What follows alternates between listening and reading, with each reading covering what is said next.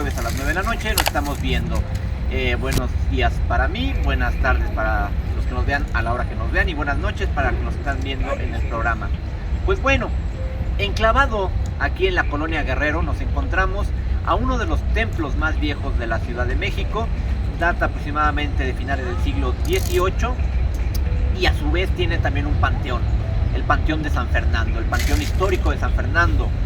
Sin embargo, estamos enclavados, como les digo, en la colonia Guerrero, en la plaza de San Fernando, y es una plaza que aparte que nos recuerda algunos hechos históricos, sobre todo el fallecimiento de Vicente Guerrero, porque a final de cuentas hay una estatua que se encuentra aquí de Vicente Guerrero, una estatua que al final de cuentas nos recuerda este hecho de que unos llaman sacrificio, otros lo llamamos venganza, que hace Anastasio Bustamantes sobre la persona de Vicente Guerrero el 14 de febrero de 1831, o sea que acaban de pasar unos días de este acontecimiento, por lo menos de su aniversario luctuoso.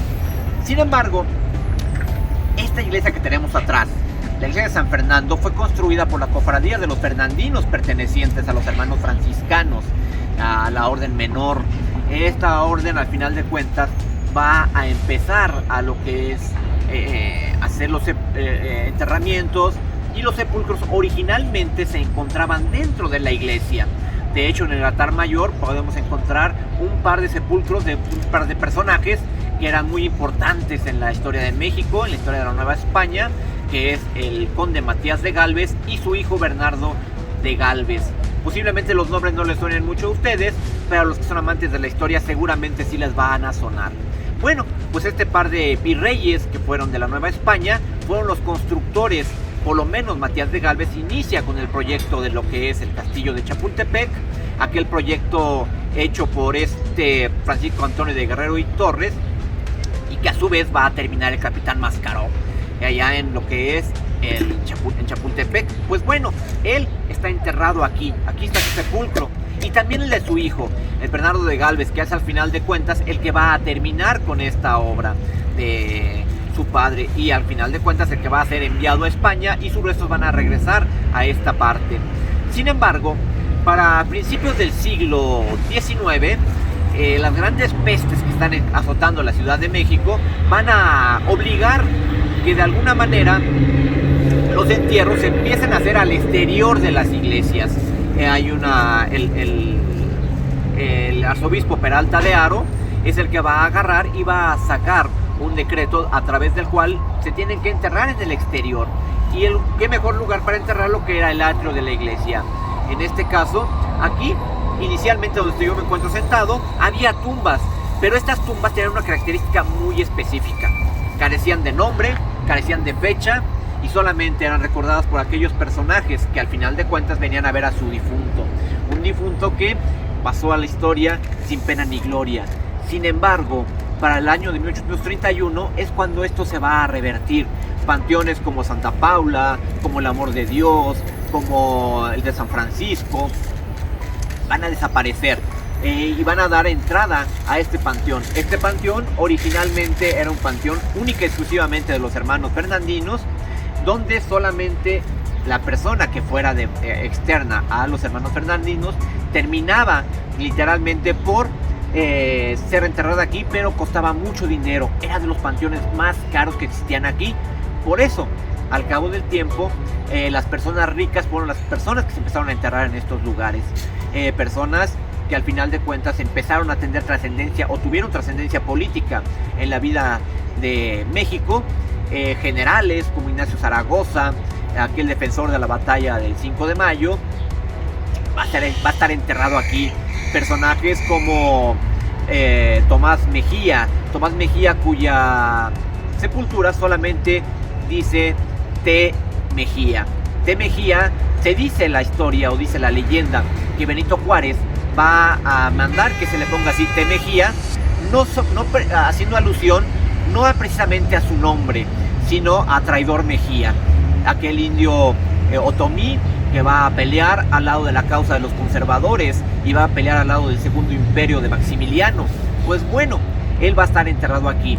Se dice que su esposa carecía de recursos para enterrarlo, pero ¿cómo es posible entonces que una persona que carecía de recursos terminara siendo enterrada en uno de los panteones más caros de la Ciudad de México? Bueno, pues simple y sencillamente porque el velorio, o el entierro más bien, lo va a terminar pagando Benito Juárez. Bajo esa condición, va a ser la única tumba que vamos a ver que tiene encima una yunta de bueyes, como haciendo alusión de que al final de cuentas era un buey de carga, o simplemente para los más obscenos pueden pensar lo que quieran. Pero bueno, al final de cuentas así va a terminar Tomás Mejía.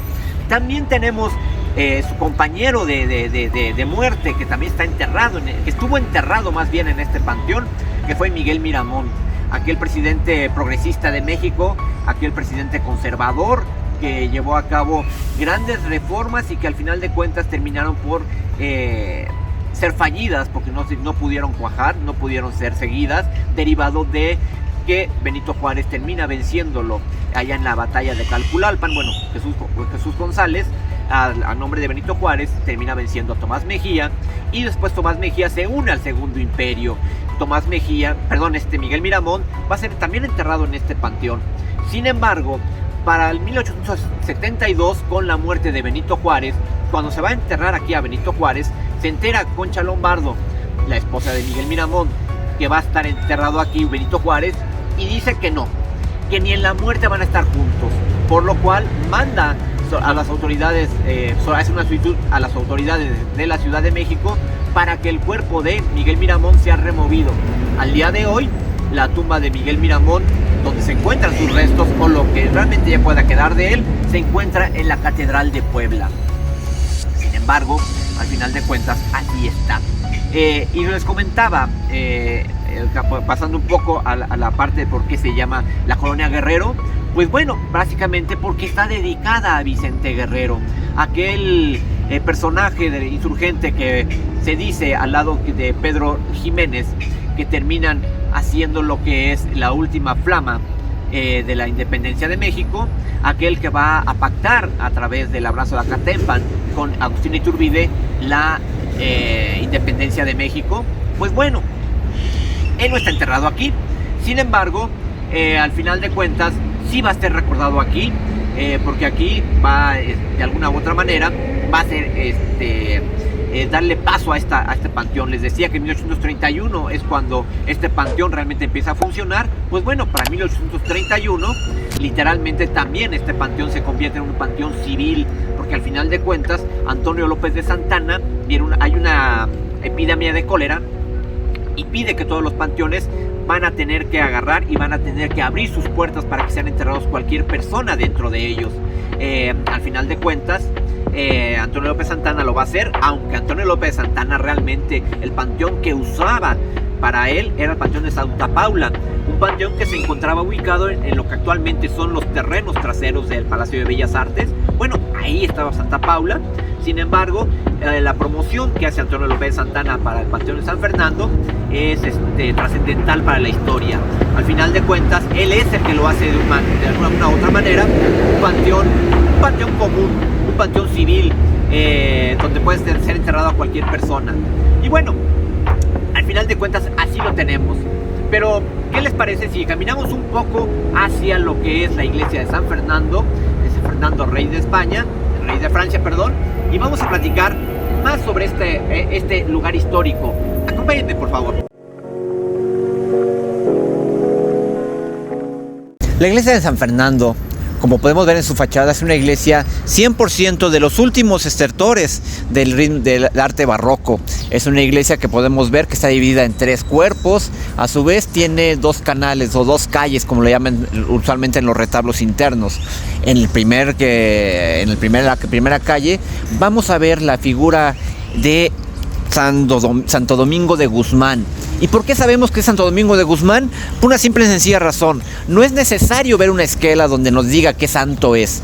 En el caso específico, a pesar de que es una iglesia de corte franciscano y Santo Domingo era obviamente el fundador de los hermanos dominicos, estamos hablando de que es una orden que está hermanada con la de los hermanos dominicos, la franciscana, por lo cual es normal ver un Santo Domingo o ver a la presencia de Santo Domingo en un templo franciscano. Además que vamos a reconocer a Santo Domingo de Guzmán por una simple y sencilla razón. Siempre a sus pies vamos a ver a un perro, porque al final de cuentas la leyenda áurea nos habla de esa transfiguración que va a tener en sueños la mamá de Santo Domingo de Guzmán, donde ella va a dar a luz a un perro que a su vez trae una antorcha en el hocico y se la pasa incendiando los campos. Al final de cuentas así lo vemos. También lo que vemos en el segundo cuerpo ya, vamos a ver a lo que es a San Fernando, aquel rey de Francia que va a ser coronado como santo por sus obras pías al final de cuentas, y lo vamos a tener en la parte central de la fachada de la iglesia, y en la parte exterior pues ya veremos la parte que tiene que ver específicamente con la divinidad. Sin embargo, también vemos que esta es una iglesia que única y exclusivamente tiene una sola campana. Una campana, un campanario que lo podemos ver también que data de la época por el tipo de material con el que está construido. Estamos viendo que es una fachada 100% en tezontle. Pocas cantera tiene, porque al final de cuentas este cambio que hay en el arte mexicano, en el arte novohispano a finales del siglo XVIII, principio del siglo XIX, nos da a este conocimiento del uso de cantera y además del uso del todavía del tezontle. Pero bueno, así tenemos la fachada. Una fachada que a su vez me acaban de comentar, una anécdota que yo no sabía, que ha servido también como marco de algunas películas y de algunas escenas, como la película del Vagabundo, filmada siendo el primer actor don Germán Genaro Cipriano Valdés, mejor conocido como Tintán. Bueno, al final de cuentas esta película es la película del Vagabundo, donde él se llega a esta fachada, cruza la puerta y terminan siendo sacado de la iglesia. Esta película donde Tintán tiene estos sueños de grandeza, y al final de cuentas son sueños de un simple y llano vagabundo. Pero bueno, eso lo tenemos aquí en esta fachada de esta iglesia. Al final de cuentas vemos que es una iglesia que al día de hoy se encuentra totalmente cerrada por una simple y sencilla razón. En el temblor del 19 de septiembre del año 2017 quedó seriamente dañada esta iglesia, por lo cual el servicio al público ha sido restringido. Única y exclusivamente tiene una carpa externa donde se ofician las misas. Pero bueno, esa es la parte. Aquí también ha sido testigo de muchas bodas, y sobre todo bodas muy interesantes, donde todavía en el rito católico, este rito de matrimonial, es donde todavía se jura aquel famoso promesa de amor, de que estaré contigo hasta que la muerte nos separe.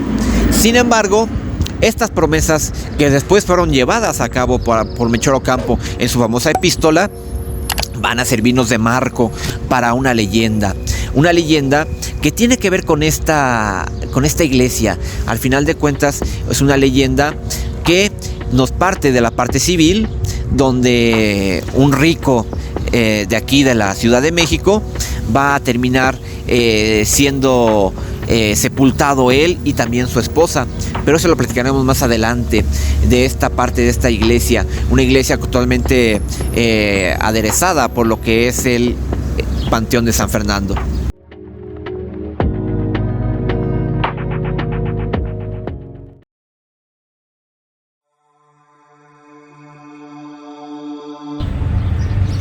Santo Domingo fue testigo del amor que se tuvieron en vida Raimundo y Fernanda. Cierta mañana, en el Panteón de San Fernando, se escuchó el golpeteo de una llave que caía adentro de un sepulcro. Esa llave podría abrir cualquier puerta. Sin embargo, abría la llave de ese mismo sepulcro. Una llave que en su época era muy común. La diferencia, que esa llave brillaba. Brillaba porque estaba hecha de oro. Esa mañana, Raimundo acababa de sepultar a Fernanda. Triste regresó a su domicilio. Entró Raimundo a ese cuarto. Al cuarto donde aún sobre el tocador se encontraba el cepillo, se encontraba un perfume y unas hermosas violetas que un día anterior habían sido colocadas por las manos de Fernanda. Raimundo vio la cama donde aún se encontraba la huella del cuerpo de Fernanda. A su vez, empezó a recorrer con la mirada y a ver escenas de la vida que había llevado con Fernanda. El matrimonio de Raimundo y Fernanda había sido un matrimonio muy corto. Tan solo había durado 6 meses. 6 meses que en realidad fueron intensos. El amor que se tuvieron Fernanda, y Raimundo, al final había transferido y había transgredido las fronteras de la eternidad.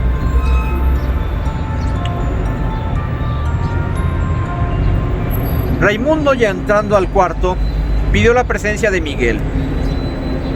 Miguel, a partir de ahora, única y exclusivamente tú nos vas a atender a mí y a la señora. Miguel se le quedó viendo de una manera extraña a Raimundo.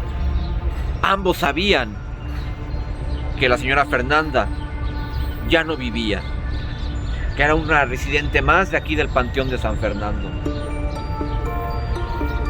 Sin embargo, pensando que con eso paliaba un poco el dolor, no le dio mucha importancia a Miguel al asunto y dejó que al final de cuentas don Raimundo siguiera con su historia. Una vez que se retiró Miguel de la habitación, Raimundo se quedó viendo al espejo. Y a través del espejo vio caminar a Fernanda, la cual le sonreía. De repente una jaqueca atacaba a Fernanda, una jaqueca que la obligaba casi a acostarse, si no haber sido por Raimundo, que la alcanzó a tomar del brazo y la alcanzó a llevar a la cama. Seguramente hubiera caído al piso. Raimundo, una noche anterior, había depositado ese cuerpo de Fernanda ahí. Fernanda simple y llanamente abrazó a Raimundo y con el último suspiro que tenía, le dio el último beso a él. Mucho dolor guardaba el corazón de Raimundo. Pasaron los días y Raimundo no salía de la habitación. Al poco tiempo agarró y volvió a hablarle a Miguel. Miguel, no quiero que nadie nos moleste, ni a mí ni a la señora. Además, quiero que el servicio del té lo sigas trayendo a la habitación todos los días a la misma hora.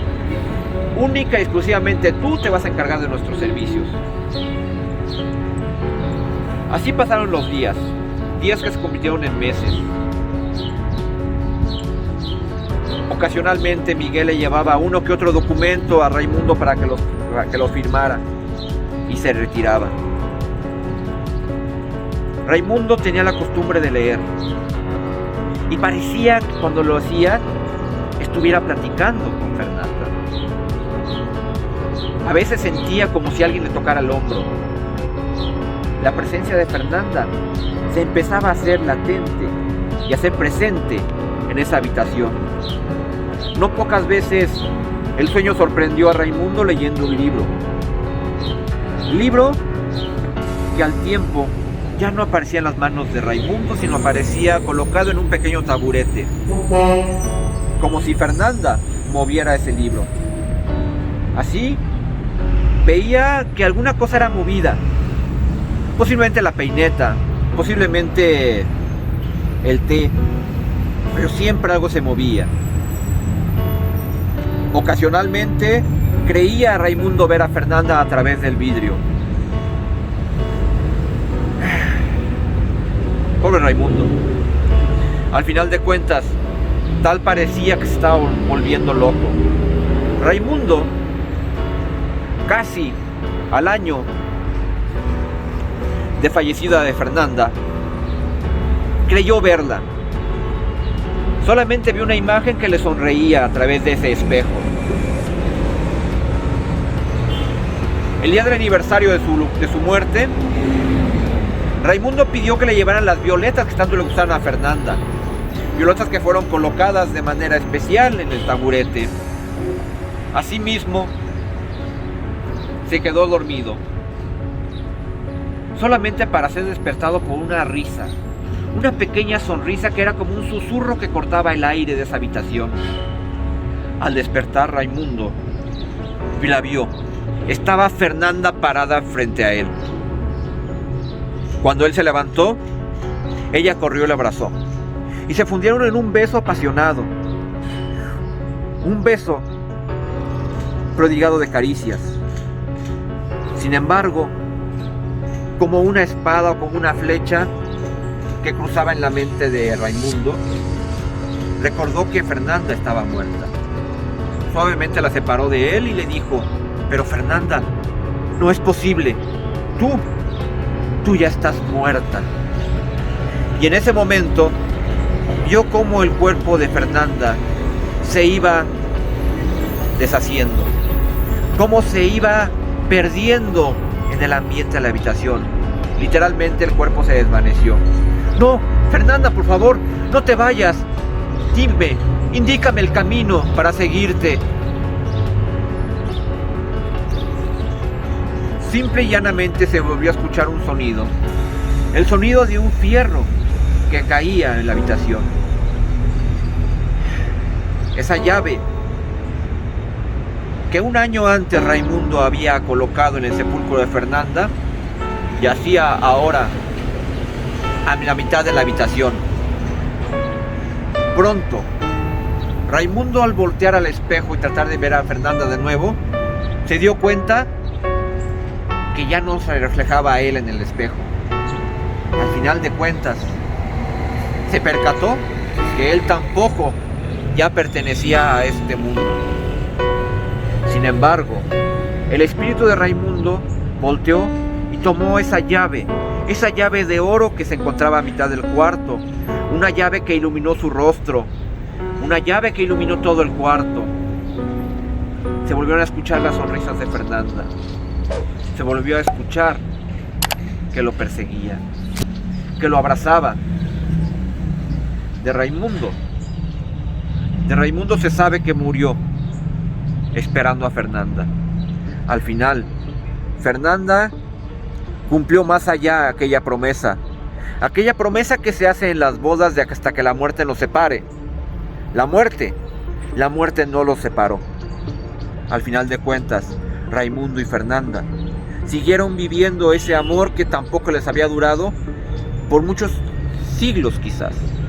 Todavía se dice que aquí, en el sepulcro donde está enterrada Fernanda, a veces se escucha como si alguien abriera el sepulcro, solamente para encontrar que ciertamente se encuentra abierto. Pero la llave, esa llave de oro que había abierto el sepulcro, jamás volvió a ser encontrada. Y esa es la historia que nos podemos encontrar aquí en San Fernando, en este panteón histórico. Si a ustedes en alguna ocasión llegasen a venir y tuvieran la oportunidad de ingresar al panteón de San Fernando y vieran que un sepulcro se abre, no ingresen, porque al final de cuentas no nos está permitido interrumpir las historias de amor.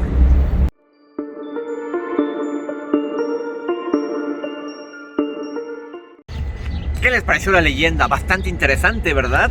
Al final de cuentas vemos una leyenda de amor que no solamente encontramos de terror en la Ciudad de México.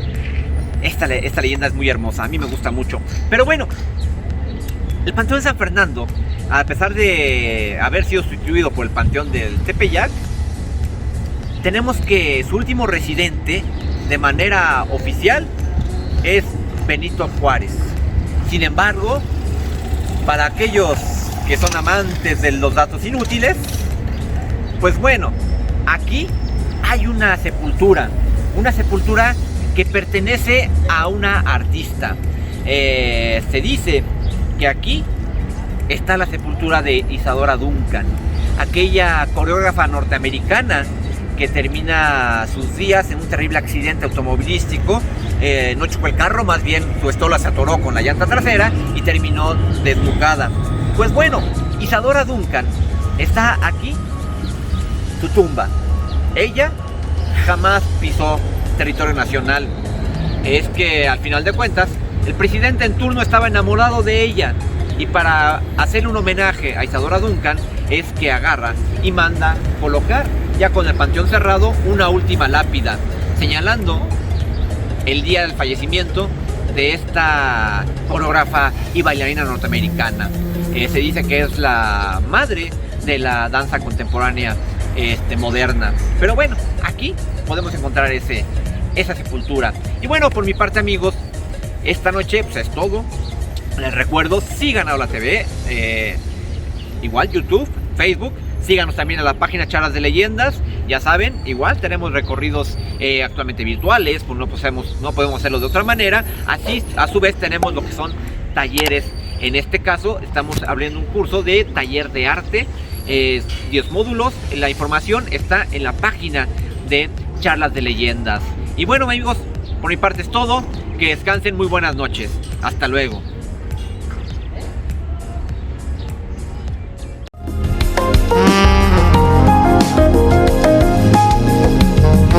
Síguenos en redes sociales, @Una Dimensión.